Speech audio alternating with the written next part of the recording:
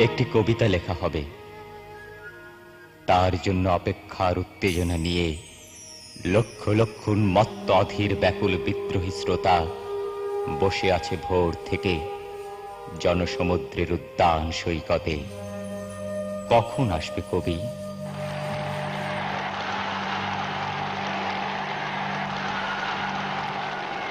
আর যদি একটা গুলি চলে, আর যদি আমার লোকের উপর হত্যা করা হয়, তোমাদের উপর কাছে আমার অনুরোধ রইল, প্রত্যেক ঘরে ঘরে তুল্ক করে তোলো। রাস্তাঘাট যা যা আছে সবকিছু আমি যদি হুকুম দেবার নাও পারি, তোমরা বন্ধ করে দেবে। এবারে সংগ্রাম আমাদের মুক্তির সংগ্রাম, এবারে সংগ্রাম স্বাধীনতার সংগ্রাম। এই কথা শোনার পর আমাদের এলাকায় এই যেমন আমার এই রণজিৎ দা আছে, সাধন আছে, বিরাজ ডাক্তার ছিল, তারপর লোকমান মাস্টার, চিত্তবাবু, চিত্ত হালদার, এদের নিয়ে আমরা সংগ্রাম কমিটি, ওই যে সংগ্রাম স্বাধীনতা করতে, ওই সংগ্রাম দেহের ভিতর ভেসে উঠলো। যখনই শোনা গেল, খবর পেলাম বঙ্গবন্ধুকে পাকিস্তানের সেনারা নিয়ে চলে গেছে, তখন আমরা ভেঙে পড়লাম। এখন কি করব? এই মুহূর্তে আমরা 20-25টা ছেলে আমরা আলোচনা করতেছি। করার পর শুনলাম এলে 26শে মার্চের 27, 29 পর্যন্ত আলোচনা করি, কিন্তু 22শে এপ্রিল বিশাল ধরনের সমাবেশ করবে মুসলিম লীগের নেতৃত্বে। সেখানে রজ্জব আলী থাকবে, AKM ইউসুফ মাওলানা তিনি থাকবেন। তখন খুলনা বিভাগের উনি ছিলেন একজন মন্ত্রী। সেই ওনার নেতৃত্বে 22শে এপ্রিল উনি একটা সমাবেশ করবে, শান্তি বাহিনী গঠনের সমাবেশ। রজ্জব আলী, আকিজউদ্দিন, সিরাজ মাস্টার, বহু লোক ওখানে মিটিংয়ে বলার পরে বলল হিন্দুদের বাড়ি লুট করবে, খাবে, হিন্দুদের মালামাল খাওয়া আমাদের হাদিসে, আমাদের জাহেজ আছে। আর আওয়ামী লীগ পন্থী পাকিস্তানের শত্রু, ওদের যে যেখানে পাবে হত্যা করা হবে। আর একটা কথা আছে, যদি কোনো হিন্দু মুসলমান হয় তাদের মুসলমান করে নেওয়া হবে।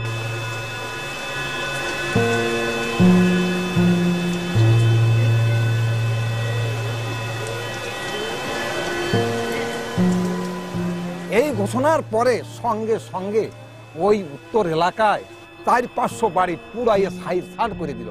খোলশেখালী, মগিয়া, ভাষা, তারপর আন্দারমানিক, সোনাপুর, এই এলাকায় 5-7টা বাড়ি পুরাই সরকার করে লুটপাট করে নিয়ে গেল।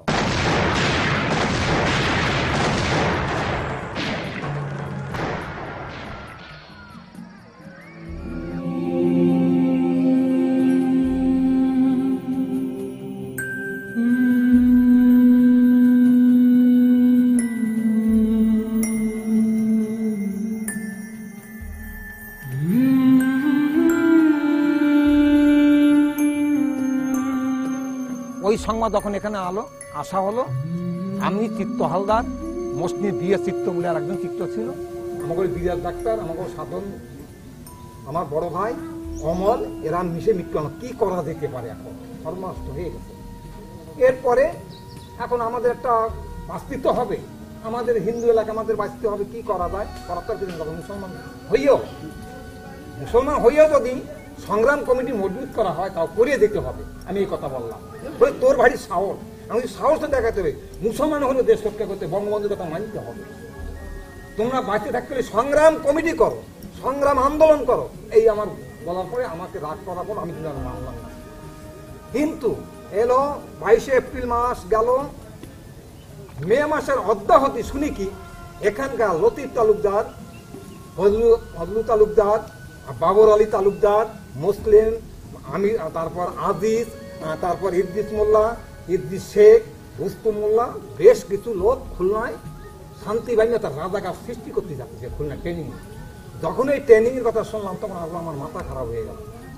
এখন কি করা, এ বলতে বলতে আমরা সংগ্রাম কমিটি গোছগোছ করতেছি। করার পরে এর ভিতর চাল ডাল তুলে আর্মিদের তখন এক হয়ে গেল। আগে আমরা চালটা যখন গঠন করি, তারপর শোনা গেল যে ওরা 5-7 দিন 10 দিন ট্রেনিং দিয়ে অস্ত্র নিয়ে দোবকারি ক্যাম্প করছে। এই যখনই দবকারি ক্যাম্প করছে তখন তো মাথা আরো খারাপ হয়ে গেল, বাড়ির পাশে রাস্তাঘাট, দেশ আমার স্বাধীন করতে হবে এই বলে আমি আমার এক বোন কল্যাণী নাম মাতার ভঙ্গিতে নিয়ে আমি চলে যাই ভারতে। ভারতে সোজা 4-5 দিন খেয়ে না খেয়ে 13 দিন বসে ভারতে যায়। বাগদার বর্ডার দিয়ে গঙ্গারামপুর হয়ে বট দিয়ে মদন বাজার গঙ্গারাম মিঠাপুর হয়ে বাগদার বর্ডার পার হয়ে সোজা দমদম ক্যান্টনমেন্ট দিয়ে পৌঁছে ওখানে লবণরথ ক্যাম্প ছিল। ওই ক্যাম্পে 2 দিন থাকার পর বসিরহাট চলে আসে আওয়ামী লীগ কবি মীর সাকত আলী দারু ভাইয়ের নেতৃত্বে। উনি আমাকে একটু ভালোবাসত। উনি আমার নাম দেওয়ার পরে আরও আমার তখন আমার ভাই সাধু মাস্টার আমাকে কান্নাকাটি করে যেতে দেবে, সেও কান্দে আমিও কান্দি। উনি একটা কান্নার বন্যা হয়ে গেল যে জীবন মৃত্যু বরণ করতে যাচ্ছি দেশের জন্য, তাও ভালো বাংলার মানুষ বঙ্গবন্ধু আদর্শ পালন করার জন্য মরে যাব, ফিরে আর বাংলাদেশে যাবো না। সাধুরা জড়ায় দেখে কাঁদল আমার, আমিও কান্নাকাটি করি। 2 ভাই কান্নাকাটি শুরু হয়ে গেল। কান্নাকাটি করে আমি ওখানে কিছুদিন ট্রেনিং দেওয়ার পরে বললো তুমি দেশে তোমার যে আন্দোলন তুমি সেটা শুরু করো, যাও, তোমার ওখানে না থাকলে অসুবিধা হবে। দারু ভাই বললো, দারু ভাইয়ের নেতৃত্বে আমি আবার দেশে চলে আসলাম। আসে আবার সেই এই যে দবকারি ক্যাম্প কি করে খতম করতে হবে, এই ছিল মূল আমার উদ্দেশ্য।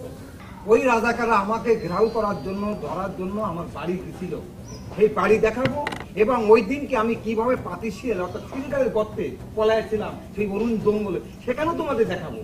চলো, শুনেছো 1971 সাল, একবার বাস্তবে দেখো 1971 সালের দৃশ্য পথগুলো কেমন। চলো সেই অরুণ জঙ্গল, সেই আমার বাড়ি তোমাদের দেখাবো, নিয়ে যাচ্ছি এখন।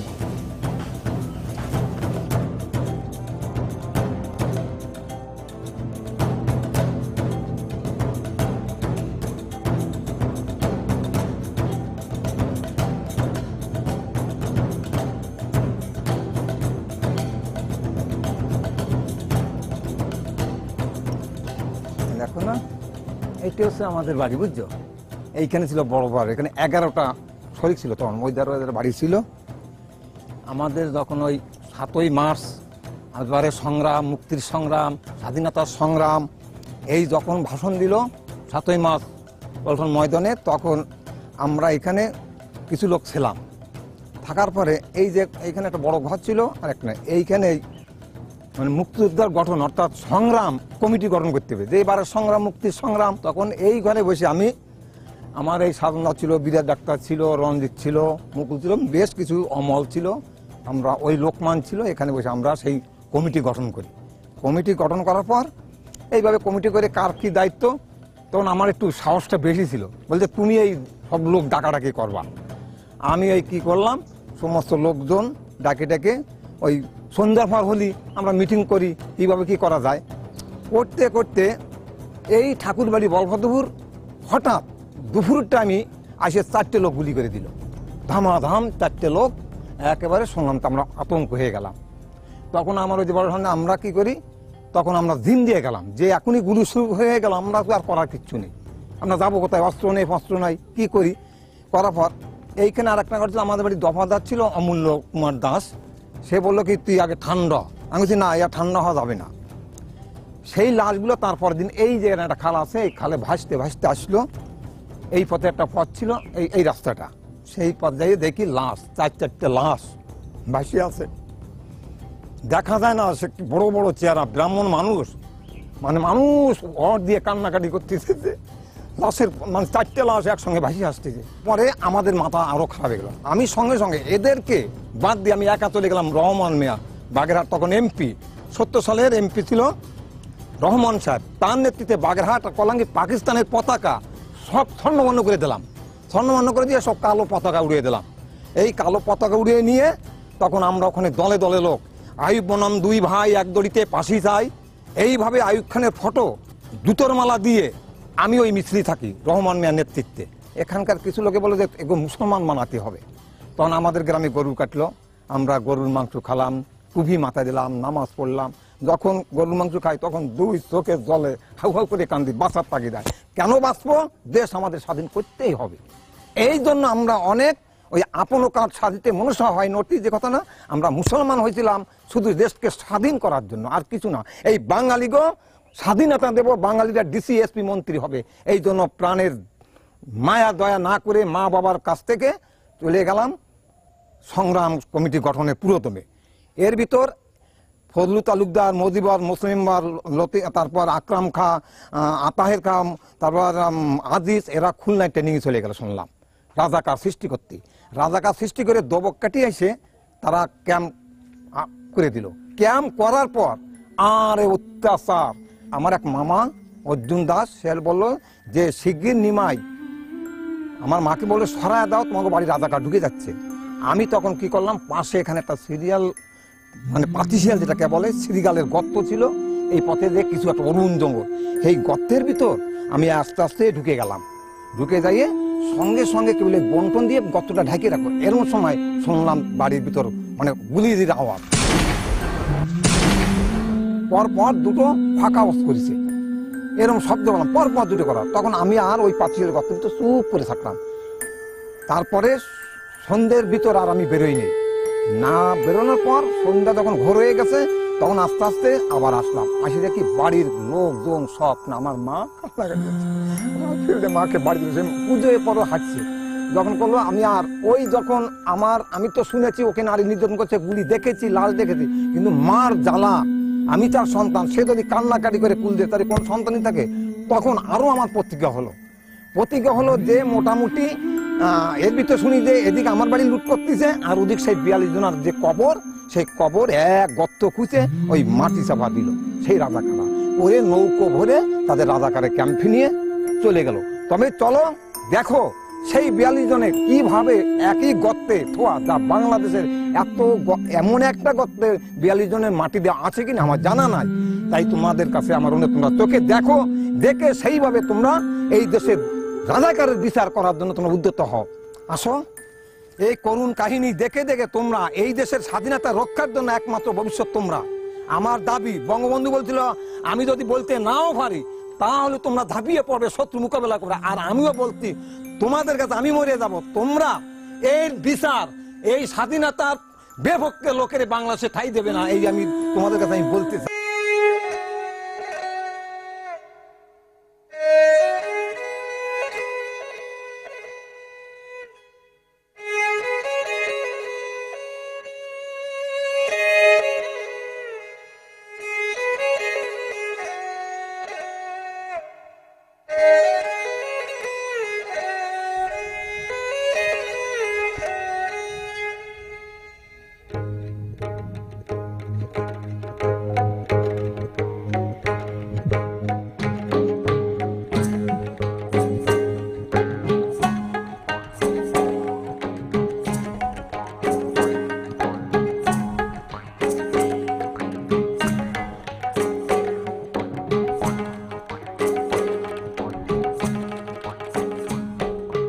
কিন্তু একটা মোলগঞ্জ থানাটা, ওটা কচুয়া থানা, ওইটে দবকাটি ইউনিয়ন, ওটা বাদাল ইউনিয়ন, এটা রামচন্দ্রপুর ইউনিয়ন।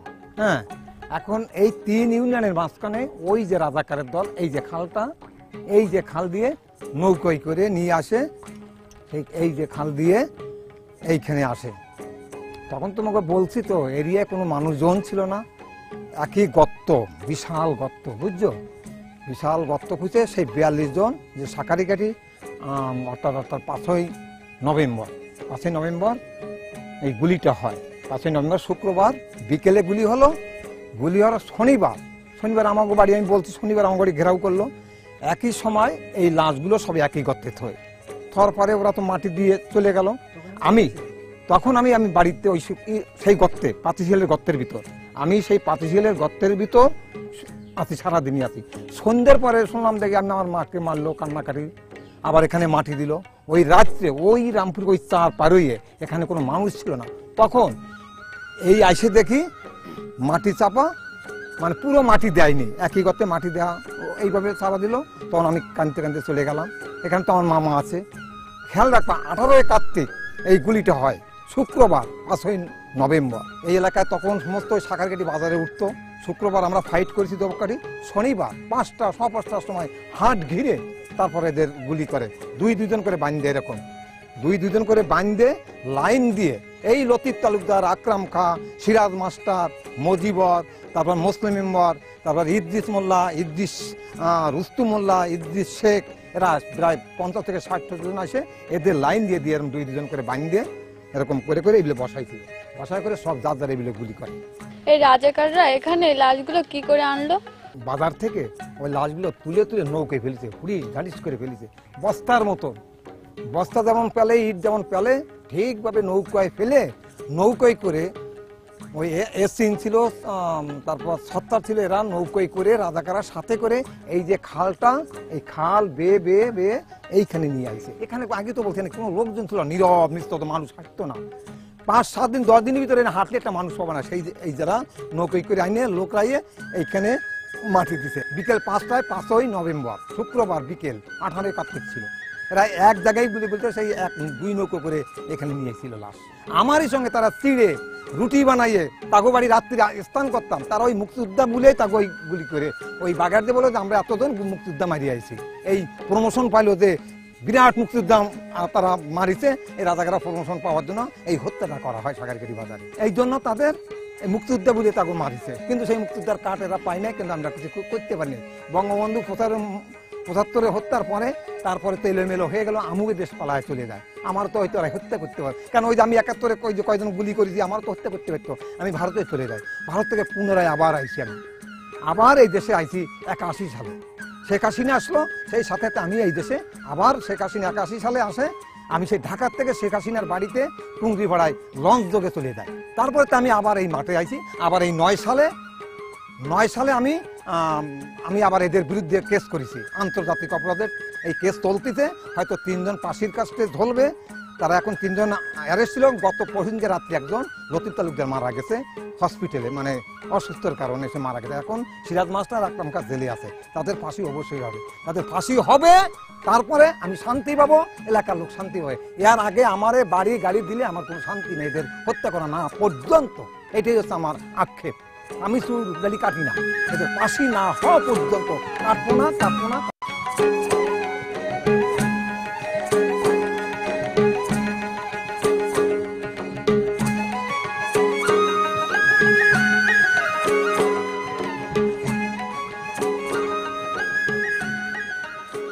এই যে 5ই নভেম্বর যে গুলিটা হয়েছিল, এই হলো সেই সাগরকাটি বাজারে। এই পর্যন্ত বাজার ছিল, ওখানে মাছের দোকান ছিল, এই পাশে 2 পাশে দোকান ছিল। আমরা এই রাস্তা দিয়ে হেঁটে আইছিলাম। আসার পর আমি যখন এইখানে দাঁড়ানো, সেই সময় কিছুক্ষণ পর দক্ষিণ দিকে তাকা দেখি সেই 50 থেকে 60 জন রাজাকার ধা করে চলে আইছে। এসে এখানে সমস্ত হিন্দুগুলো বাঁচতেছে। বাঁচার পর তাকে রাইফেল দিয়ে পিটেছে। আমি সঙ্গে সঙ্গে ওই মসজিদ দেখতে পাচ্ছ, বুঝতে সে মসজিদ, ওই মসজিদ তোমাকে নিয়ে যাব যেখানে আমি ছিলাম। এই মসজিদে বসে আমি সব দেখতেছি, সমস্ত বেঁধে বেঁধে। যতীননাথের একটা গামছার দোকান ছিল, ওই গামছা দিয়ে ঠিক এরকম 2-2 করে বাঁধছে।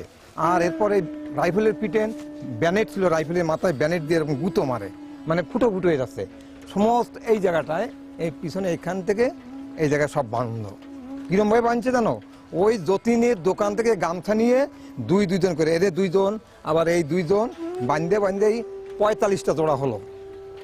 আমি যখন নিয়ে যাই ওইখান থেকে আমি গুনতি থাকি কয়টা লোক নিল, দেখলাম 90 জন লোক, 45টা জোড়া, 2 জন করে বাঁধলো।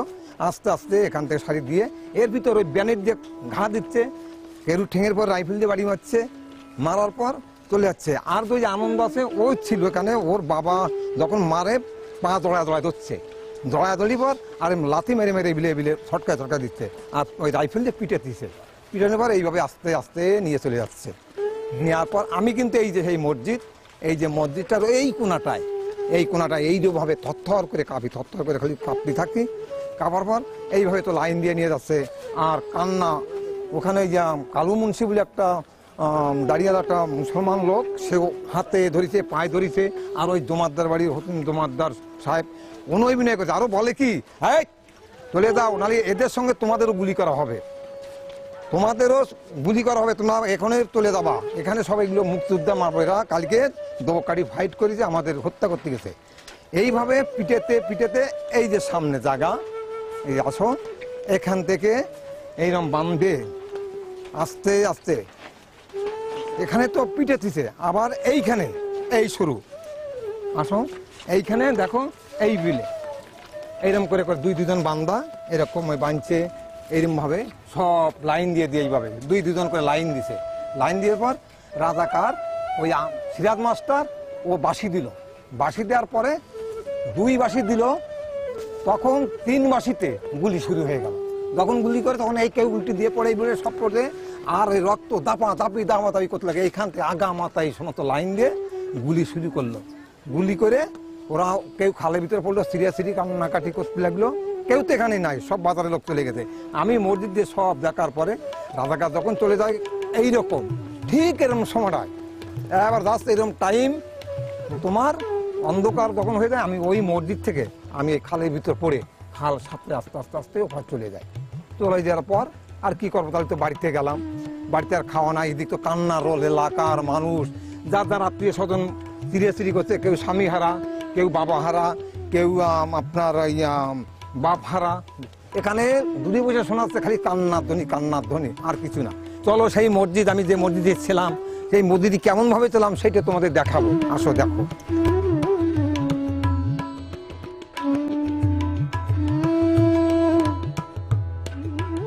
এই যে দেখো সেই মসজিদে, হ্যাঁ এই মসজিদ কিন্তু এইরকম ছিল না, টিনের ছাউনি ছিল না, মসজিদে ছিল তালের পাতা ছাউনি, তালের পাতা ছাউনি আর বাঁশের চটির বেড়া। হ্যাঁ, তারপর আমি কি করলাম, এই কোনায় ওই তো রাজাকারা তো বাঁধছে, ওইখানে পিটেছে, মারতেছে, করছে, আমি কিন্তু এই কোনাটা, এই যে সেই কোনাটা, এই কোনায় কি করলাম, এই মিলনে বসে পড়লাম। সব দেখতেছি লক্ষ লক্ষ মার দৌড়, কান্না কাঠি সহ্য করা যায় না, এখানে বসে থর করে কাঁপছি। এখন কি করব, কোনো মতো ওই যখন পিটেন দেয়, বাবারে মারে শিখ দেয়, ওই ধারে নিয়ে সব বাঁধছে, 2-2 করে বাঁধার পরে একেবারে সারি সারি দিয়ে নিয়ে যাচ্ছে। যখন নিয়ে যায় তখন আমি এক এক করে গুনতেছি কয়জন লোক নিল, এক এক করে যখন গুনলাম দেখলাম কি 90 জন লোক আর 45টা হলো জোড়া, এরকম 2-2 করে বাঁধছে। এই দেশে সব লাইন দিল, লাইন দিয়ে সিরাজ মাস্টার যখনই বললো বাঁশি দিল, একটা বাঁশি দিল, ওরা চলে গেল 3 বাঁশিতে হুবহু গুলি।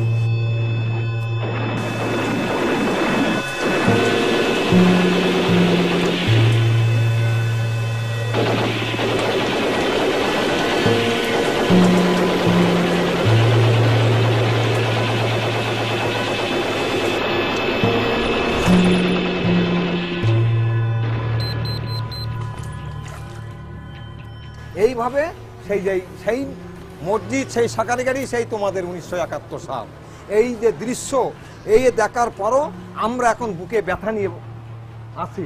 আমাদের শান্তি নেই, দেশ স্বাধীন হয়েছে কিন্তু মনে শান্তি নেই। আমি মাথার টুপি ছিল, আমার নাম ছিল নজরুল, শেখ নজরুল, সেইগুলো দেখাবো। তারপর কোথায় রাত্রি ফাইট করছিলাম সেই ফাইটের জায়গাগুলো দেখাবো। আমি বলতাম বিসমিল্লাহির রহমানির রহিম, কলেমাতো লা ইলাহা ইল্লাল্লাহু মুহাম্মাদুর রাসূলুল্লাহ। আমি দেশ স্বাধীন করার জন্য এই নামাজও পড়েছি, হিন্দু থেকে মুসলমান হয়েছি।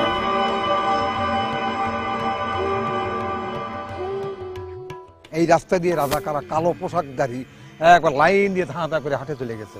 যার পর যে গুলি করছিল, সেই গুলি করা যতগুলো লাশ ওই রাজাকাররা, তার পরের দিন সকালে 10টা-11টার সময় নৌকায় করে এই যে সেই বৌদ্ধভূমির যেখানে তোমাদের দেখালাম, এই নৌকায় করে এখান থেকে সেই খালের রাস্তা, খাল হচ্ছে এই খাল বেয়ে একবার ওই বিষকালী যে নদীটা, এটা ওইটার সঙ্গে যে মিশছে, এই হলো সেই খাল। দৈবজ্ঞহাটিতে ওই খাল আইছে, কলিগুনের সাকারি কাঠির ওই দিক দিয়ে খাল আইছে। এই সেই 3 মোহনার যে প্রতিষ্ঠানটা, এখানে রক্তের যখন জল দক্ষিণের দিক যায় যেন রক্ত ভাসে যাচ্ছে, রক্ত যেন এখানে ভাসে যাচ্ছে, রক্ত হয়ে গেছে। এই যে সেই এরিয়া, সেই 1971 সাল, যার নাম শুনেছ তোমরা, যা ইতিহাস চোখে দেখো।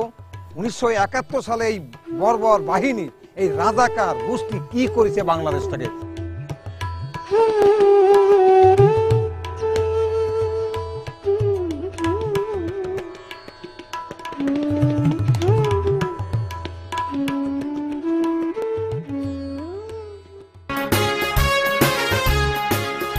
মুক্তিযুদ্ধকে জানো 72তম পর্বের কুইজ। রাজাকাররা শাঁখারীকাঠি বাজারে কত তারিখে 42 জনকে হত্যা করে?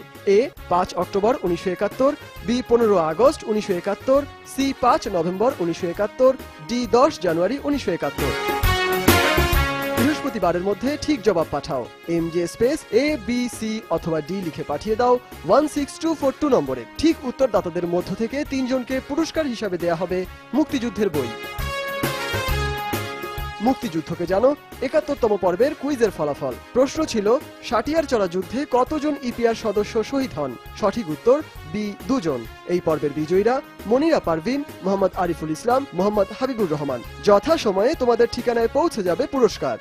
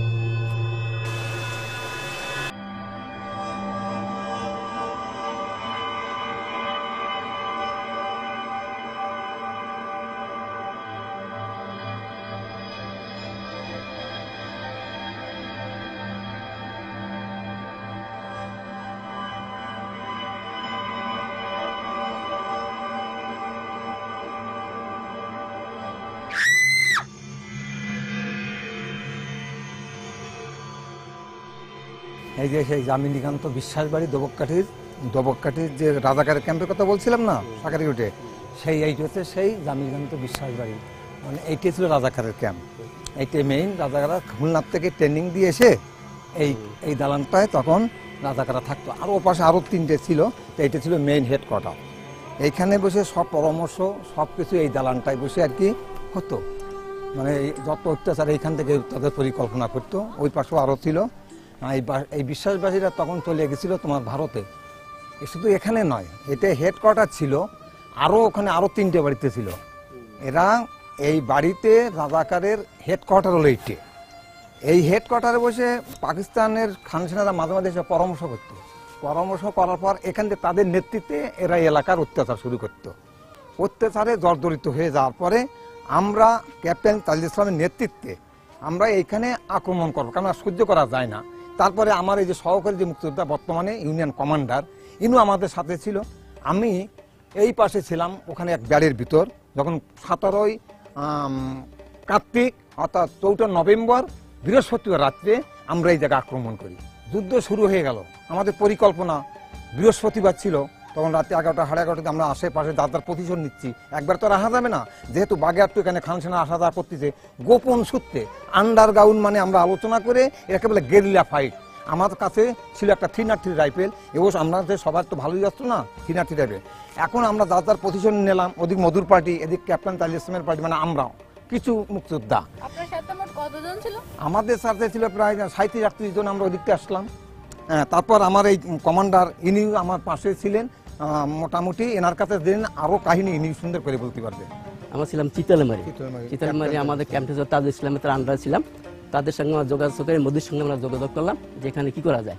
আমাদের সে ভারী ভারী অস্ত্র ছিল, মটন ছিল, 303 ছিল, তারপর SMG ছিল, তারপর বিভিন্ন রকম অস্ত্র ছিল, হালকা LMG ছিল, তারপরে এগুলান SLR ছিল, বিভিন্ন রকম আমার অস্ত্রপাতি ছিল, গ্যানেট ছিল। যে এগুলো আমরা চিন্তা করছিলাম ঠিক আমরা এখানে আসবো, এখানে এসে আমরা আক্রমণ করবো।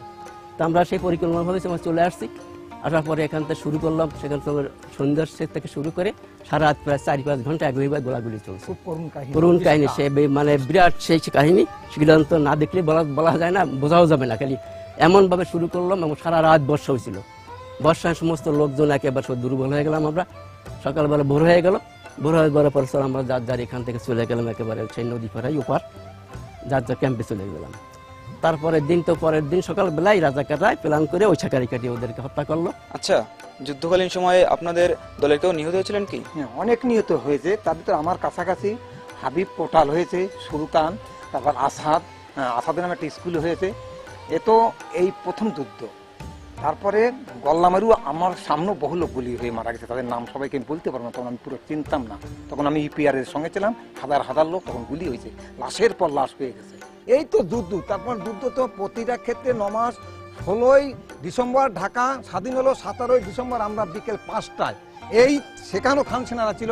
পরে আমাদের ওখান থেকে একটা মর্টার মারার পর তারা চলে যায় খুলনায়। আমরা তখন মর্টার আমরা তখন বিকেল 5 সময় বাগেরহাট দখল করি। দখল করার পর তখনও কিন্তু খুলনায় যুদ্ধ চলে রেলিগেটে।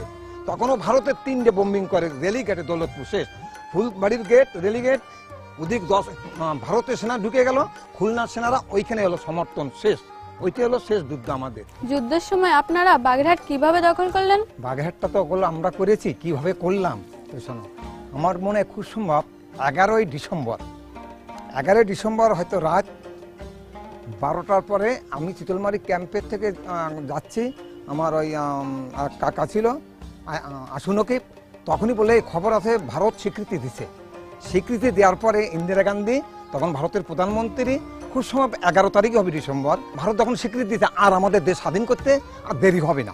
এর পরে সকালবেলায় সোমবার নেই মঙ্গলবার বললো কি ঠিক আছে তোমরা, ক্যাপ্টেন তাজুল ইসলাম বললো প্রতিটা যেখানে যে মুক্তিযোদ্ধা আছে তাদেরকে সবাইকে সতর্ক করে দাও। তখন আমরা 350 কি 60 জন মুক্তিযোদ্ধা এরিয়ার ভিতরে আমরা থাকি, পাগাভাগে, কেউ ষষ্ঠী আলদারে বাড়ি, কেউ চিতলমারি বাজারে, এই পাশে সন্তোষপুর ক্যাম্পে ছড়ানো ফাঁকা থাকে। এর ভিতর 14 তারিখটা মনে আছে, 14 তারিখে আমাদের বাগেরহাট দখল করতে হবে। এদিকে চারিদিকে কিন্তু কিছু কিছু জায়গা দখল শুরু হয়ে গেছে, দর্শক ক্যান্টনমেন্টের ভিতরে ঢুকে গেছে, ভারতের সৈন্যরা কিছু কিছু জায়গায় ঢুকে গেছে। ঢুকে যাওয়ার পরে এখন ক্যাপ্টেন তাজুল ইসলাম বলছে এখন সব এক জায়গায় নিয়ে আসো, সন্তোষপুর হেড কোয়ার্টার নিয়ে আসলো। ওই দিনকে 16ই ডিসেম্বর রাত্রে সব ক্লোজ করে এক জায়গায় নিয়ে আসে। ওখান থেকে আমরা দেপাড়া হয়ে গোটাপাড়া, মুনিগঞ্জ, খেওয়ার নদী, ওখান থেকে নদীর কিনারায় চলে আসি। বাইনেগাতি ফাঁকা ওদিকে মুনিগঞ্জ, এদিকে বাইনেগাতি, সুলতানপুর, ব্যামতার, এদিকে জড়াইয়া সব নদীর উপরে। ওখানে আমাদের কাছে এলএমজি অর্থাৎ হালকা মেশিন গান, কেউ 303 রাইফেল, আমার কাছে 303, আমার ভাইয়ের কাছে 303, কেউ কাছে এসএলআর, স্টেন গান মানে এসএমজি যেটা। এইবার যার আমরা সব নদীর উপরে পজিশন নিলাম। এই পজিশন করতে এই সময় যখন একটা মর্টার মারলো তখনও কিন্তু পাকিস্তানের সৈন্য বাগেরহাট আছে, খান সেনারা আছে, কিন্তু এরা ওই চারিদিকের ওই খবর পেয়ে এরা কিন্তু এখন হতমত হয়ে গেছে। আমরা বুঝতে পারছি আমাদের সংবাদের চলাচল করতেছে। যখনই আমাদের কমান্ড দিল, আমরা যখন যান নৌকো ওখানে পালাম, সব হুড় দিয়ে আমরা বাগেরহাট হাজার নৌকোয় করে আমরা সব যে 5 জন 6 জন 7 জন করে পার হয়ে ওপার যাচ্ছি। ক্ষুদিরাম আমার সাথে ছিল, একজন মুক্তিযোদ্ধা পড়ে গেল এত গোল লাগবে বলে আমি হাত ধরে টানি উঠলাম, তখন দেখি আমার রাইফেল পড়ে যায়। এইভাবে কাঁপতে আমরা নদীর উপরে উঠে গেলাম। উঠে যাইয়ে তো আমরা খালি শুধু যে কটা কাঠি ছিল তোরদানিতে সব ফাঁকা আওয়াজ করে দিলাম। ওরা ওই ভয়তে বাগেরহাট ত্যাগ করে সব খুলনায় চলে গেল। খুলনায় চলে পর আমরা যেখানে রাজাকার পাচ্ছি ধরতেছি ধরতে আমরা কিছু রাজাকার এই এলাকা আমার কাছে ধরা পড়লো। তখন আমার সাথে আমির আলী ওস্তাদ এবং দেলবুলে রাধাপল গ্রামের একটা লোক ধরা পড়লি পর সেখানে বাবর আলী, পলু তালুকদার, মদিবর, মুসলিম মেম্বার, মুসলিমের ভাই, তারপর সবার নাম মনে নাই, এরকম ধরলাম 15 জন দেলো। এখন যে এখানে প্রবেশারি করে ও মোট 15 জনকে আমরা ধরলাম। ধরার পর রাত্রিরে কলাবাড়ি থাকলাম। আমির আলীর ভাইরা বাড়ি, আমার যে কমান্ডার, গ্রুপ কমান্ডার, তার ভাইরা বাড়ি। পলু তালুকদার হাতে একটা পিস্তল নিয়ে বসে আছে। এর ভিতরে আমরা গেলাম। তখন আমির আলী বলে তোমরা কেউ পালাবে না, তোমরা যদি পালায় দাও আগামীকাল পাবলিকে তোমাদের যেখানে পাবে মাইরে ফেলে বাড়িয়ে, অর্থাৎ তোমাদের সম্মানে আমরা ধরে চালান দিয়ে দিই, দিলে থাকলে তোমরা বাঁচতে পারবা। আমির আলী ওস্তাদের এই কথা শোনার পরে আমি কি করলাম, ওই রাইফেলগুলো সব নিয়ে যা ওদের কাছে পালাম, রাইফেলগুলো নিয়ে আমি একটা পাটাতনে শুয়ে থাকলাম। একটা ডিম সিদ্ধ করে দিল আর কটা ভাত খেলাম। সারাদিন কিন্তু খাওয়া আমরা বোরে ক্লোজ করে চিতলমারি চাইছে সব হাইটে সব হাঁটাবার। চিতলমারি বাগেরহাট মুনিগঞ্জ কিন্তু বহু পথ, ওই বোরে সকালটা হাইটে না খেয়ে না লয়ে ক্লান্ত হয়ে গেছে। তারপরও আনন্দ, আমরা বাগেরহাট দখল করছি, রাজাকার ধরতে পারছি। এই ধরে নিয়ে সকালবেলায় যখন অনেকে রাজাকারের রাইফেল ছিল না, করে কি খালের ভিতরে ফেলে, যে কেউ পুকুরে এই তোমার রাইফেল কোথায়, অমুক জায়গায় তোমার রাইফেল কোথায়, করে আমরা লোক দলাম 15 জন, রাইফেল হলাম 19টা। এখন ওই কাঠিগুলো সব তোরদানিতে ভরে আমরা কিছু রাইফেল যে কটা বেশি পাবলিকের কাছে দিলাম, আর প্রত্যেক রাজাকারের কাছে দিয়ে আমরা এই বিলে নিয়ে যাচ্ছি, লাইন দিয়ে নিয়ে যাচ্ছি দলানো ফেলে। এর ভিতর মুকুমির, আলতাফ ভাই, বিলাত কোটালরা আসে না কেন। তখন বিলাত কোটাল বললো যে তো ভালো ছাত্র, ওরে তো জোর করে নিয়েছে, নিমাই ওকে তুমি ছেড়ে দাও। এই এখনো বেঁচে আছে সেই রাজাকার দেলোয়ার, তার কাছে জিজ্ঞাসা করবে তোমরা যে নিমাই তোমাকে কি করে ছেড়ে দিল, ভালো ছাত্র, মেধাবী ছাত্র ছিল। ওই যে আগে পূর্বে বলতে জোর করে নিছে, এলাকা শেষ করেছে। তারপরে করলে কি থানায় নিয়ে তাদের গুলি করা হলো। সেই রাজাকার থানায় নিয়ে তাদের গুলি করে, এই আলতাফ ভাই, আমি, বিলাত কোটাল, মুকুরা, ওদের গুলি করে হত্যা করা। আর খান সেনারা সব পালাইয়ে খুলনায় চলে গেল।